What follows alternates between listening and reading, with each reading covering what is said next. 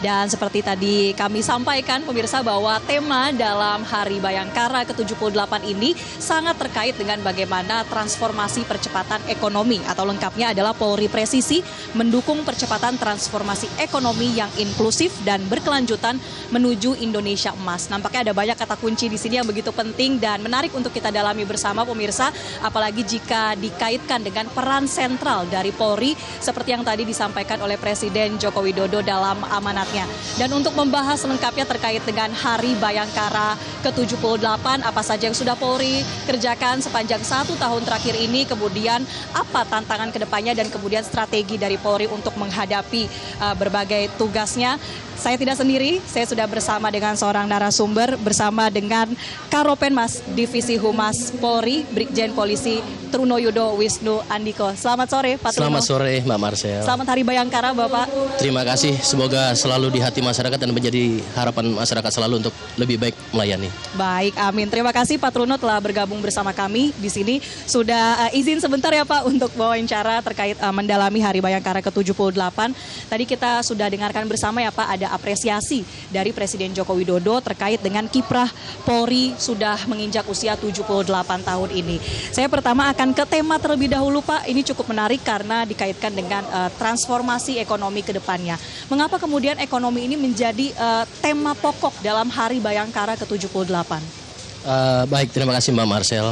Sekali lagi terima kasih atas apresiasi yang khususnya juga diberikan oleh Bapak Presiden Republik Indonesia, Bapak Joko Widodo, dan tentunya juga seluruh elemen masyarakat dan stakeholder. Yang pertama, Polri pada HUT Bayangkara ke-78 saat ini tahun 2024 ini mengusung tema Polri Presisi mendukung percepatan transformasi ekonomi yang inklusif dan berkelanjutan menuju Indonesia Emas.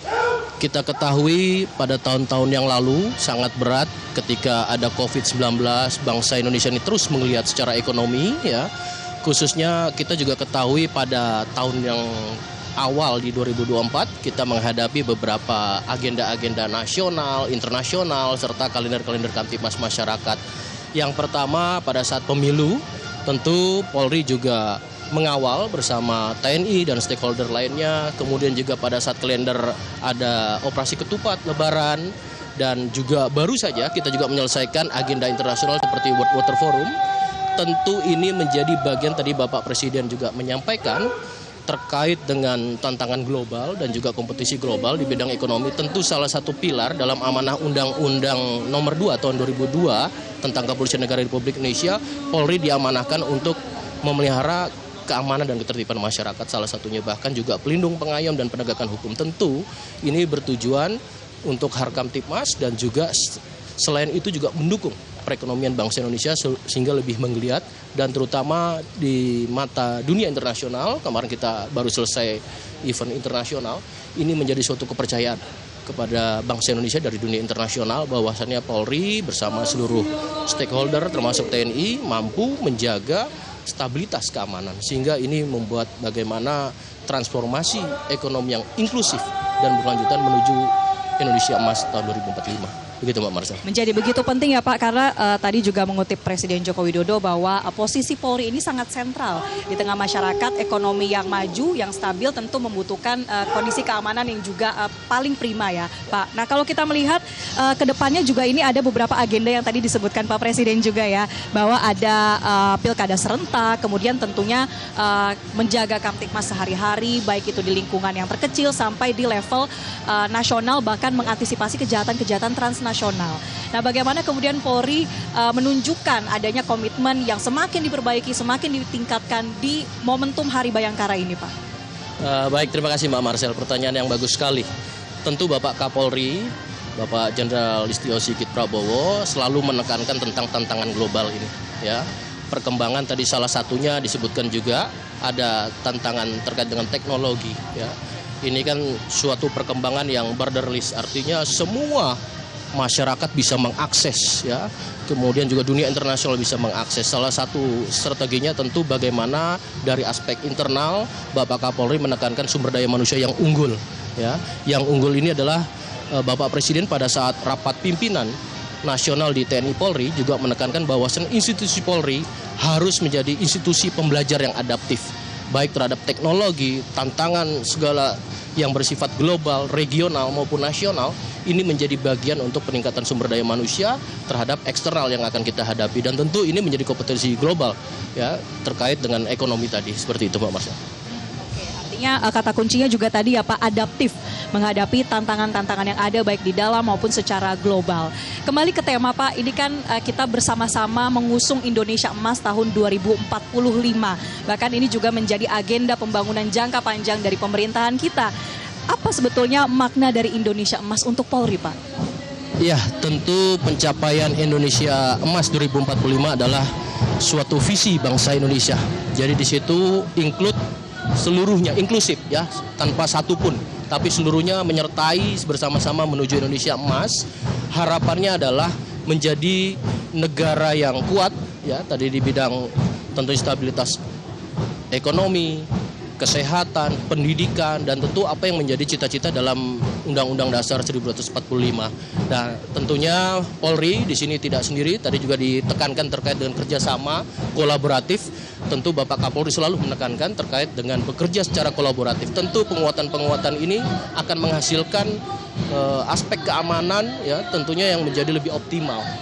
Nah, tentu Polri juga tidak terlepas dari seluruh elemen masyarakat, tokoh agama ya, serta stakeholder lainnya. Ini menjadi bagian penting secara inklusif untuk bagaimana menjaga stabilitas keamanan, sehingga tentunya Indonesia Emas akan tercapai di 2045. Walaupun turbulensinya akan ada, namun apabila kita solid, tentu ini akan menjadi bagian yang memudahkan untuk mencapai Indonesia Emas 2045. Begitu Mbak Marcel. Soliditas itu sangat diperlukan begitu ya Pak dalam menjalankan tugas-tugas Polri ke depannya.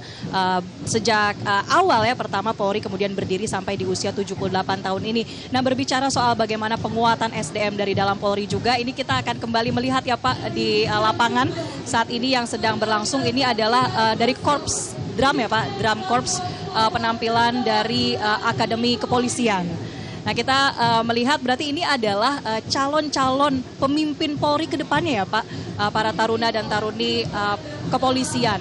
Mereka tentunya sudah dilatih dengan berbagai pembelajaran, dilatih dengan berbagai disiplin ilmu juga.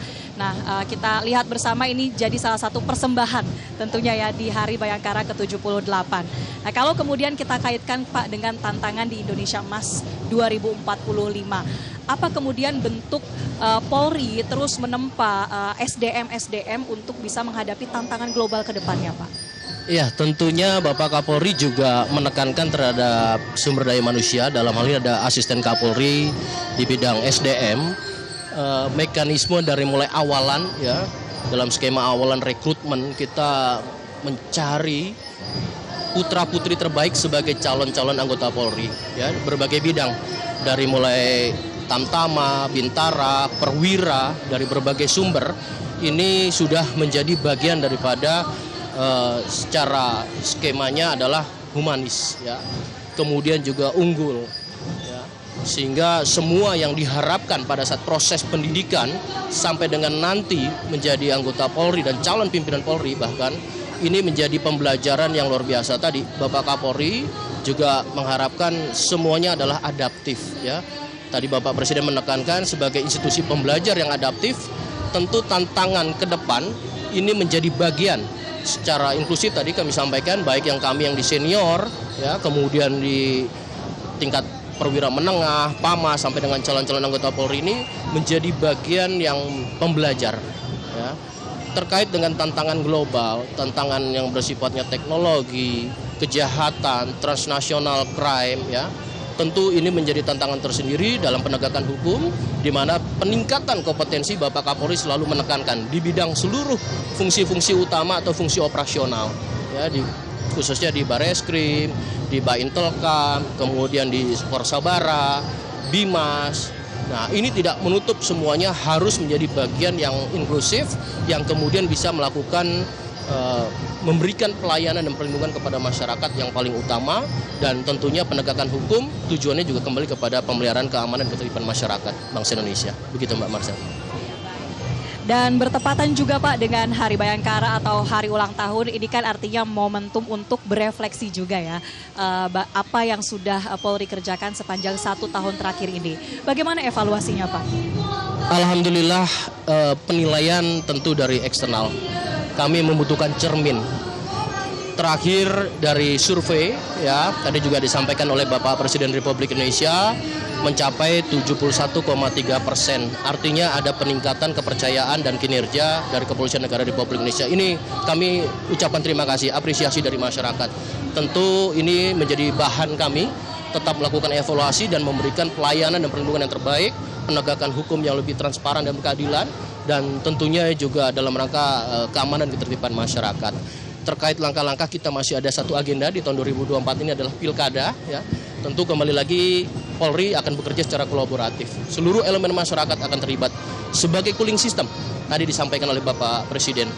Cooling system menjaga kebinekaan. Ada 4 konsensus dasar di situ, tentu menjaga nilai-nilai Pancasila, Undang-Undang Dasar, Bhinneka Tunggal Ika dan Negara Kesatuan Republik Indonesia bersama-sama, Mbak Marcel.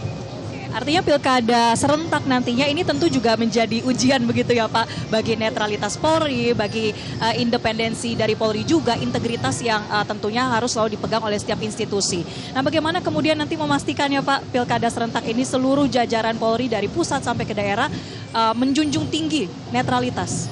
Ya, Bapak Kapolri selalu menekankan dan dikuatkan dalam surat-surat telegram atau arahan dari Kepala Divisi Propam ya, terkait dengan netralitas. Semua sudah diatur pada kode etik, disiplin, bahkan juga undang-undang mengatur itu. Polri tidak memiliki hak dipilih ataupun memilih. Netralitas paling penting di Polri ya. Tentunya bagaimana bisa menjaga keamanan di sini, sama-sama mari menjaga, dan kemudian pada aspek keamanan yang dijaga oleh Polri tadi, nilai-nilai atau kehidupan masyarakat selama 24 jam ini akan selalu berinteraksi dengan Polri. Artinya Polri tidak tidur. Tidak tidur di sini artinya adalah ketika berinteraksi tentu hanya untuk sebagai cooling system atau menjaga keamanan. Jadi bukan hal itu yang bersifat tidak netral dan lain-lain, tetapi semua elemen masyarakat kita akan melakukan interaksi untuk menjaga cooling system bangsa ini menjadi aman dan baik. Polri tidak tidur dan tidak libur kalau mengutip dari Presiden Joko Widodo tadi ya Pak. Iya, kita sama-sama tentunya memberikan informasi, memberikan pelayanan yang terbaik bagi masyarakat. Nah Pak Truno, selain kita tadi sudah membahas ya apa saja kata kunci di Hari Bayangkara ke-78 ini, kita juga ingin mendalami sebetulnya di setiap Hari Bayangkara ini ada agenda atau rangkaian acara apa saja sih yang digelar oleh Polri ya. Di tanggal 1 Juli ini kan acara puncak. Artinya sebelumnya ini sudah ada beberapa rangkaian acara. Bisa diceritakan Pak ada apa saja? Iya betul Mbak Marcel. Sejak awal Juni atau sebelumnya kita sudah melaksanakan berbagai kegiatan rangkaian. Pertamanya adalah kegiatan-kegiatan religi, kemudian bantuan sosial, bakti sosial, ada bakti kesehatan, ada seni, ada olahraga, kreativitas, dan bahkan terakhir kemarin juga kita melakukan Polri bersama-sama dengan tokoh-tokoh agama adalah doa bersama lintas agama. Ya, ini tentu menjadi bagian penting bagaimana ikhtiar upaya yang kita selalu lakukan bersama-sama masyarakat dan seluruh stakeholder tentu didasari juga dengan berdoa.